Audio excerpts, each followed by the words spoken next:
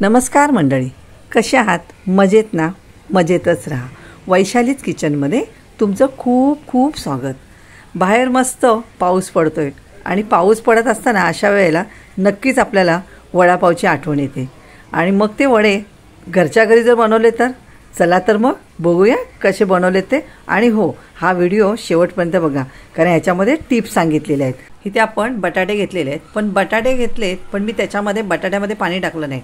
कुकरमध्ये पाणी टाकलं, बटाटेचा डबा जो होता कुकरमध्ये लावला आणि 3 शिट्या काढून घेतल्या. इथे 3 शिट्या काढून घेतल्यानंतर ह्याच्यामध्ये बघा मी कुकरमध्ये पाणी टाकले, बटाट्याच्या डब्यामध्ये पाणी टाकलं नाही. हे बघा इथे आपण बघू शकता. इथे आता आपण हे बटाटे काढून घेऊया. ह्याप्रमाणे जर बटाटे शिजवून घेतले तर भाजी एक नंबर होते, पूर्ण कोरडी होते भाजी. आता आपण मसाला बघूया. याच्यासाठी लसूण, मिरची, कोथिंबीर, थोडंसं अद्रक, आपल्या चवीनुसार कमी जास्त इथे तिखट करू शकता. आता बटाटे इथे बघा मी कुस्करून घेतलेले आहेत सोलून. आता आपण फोडणी देऊया. फोडणीसाठी इथे मोहरी टाकली आणि कढीपत्ता, थोडंसं हिंग आणि जो मसाला आपण जी चटणी बनवली होती ती ह्याच्यामध्ये परतून घेतली.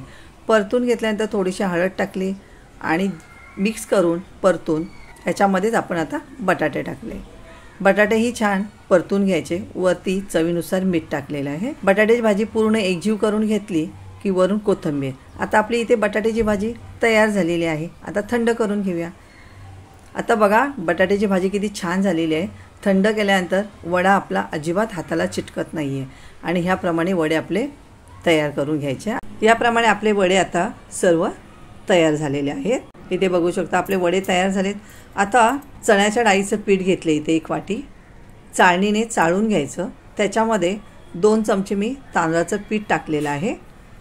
थोडासा ओवा क्रश करून, चवीनुसार मीठ, थोडीशी किंचित हळद आणि सर्व बॅटर आपल्याला पाणी टाकून एकाच बाजूने घोळवून घ्यायचं आहे.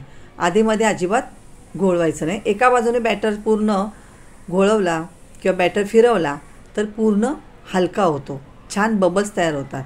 आता इथे बघा थोडासा किंचित सोडा टाकलेला आहे. परत त्याच पद्धतीने मी इथे बॅटर फिरून घेतलं.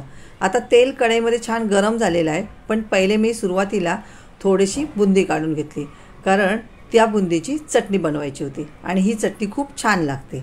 म्हणजे तेलाचं टेम्परेचर पण नॉर्मल येतं आणि आपली बुंदीसाठी जी चटणीसाठी बुंदी होते ती पण तयार होते. आता चटणीसाठी बघा ती बुंदी घेतली, थोडीशी लसूण घेतली, घरचा तिखट घेतला आणि मीठ घेतलं, क्रश करून घेतलं. असं मागे पुढे करून मिक्सरला मस्तपैकी चटणी झाली. आता जो बॅटर आपला तयार झालेला आहे तर बॅटर आपण मध्ये जे वडे बनवलेत बटाट्याचे ते घोळवून छान असे वडे तयार करून घेऊया. आता इथे मी कढई चेंज केली, कारण माझी जी पहिली कढई होती त्याच्यामध्ये बरोबर पुरले नाहीत, म्हणून मी फक्त कढई इथे चेंज केलेली आहे. आता इथे आपले वडे एकसारखे मस्तपैकी तयार झालेले आहेत. त्याच्यामध्येच मी हिरवी मिरची टाकली, कारण ती पण छान त्याच्यामध्येच तळून आली.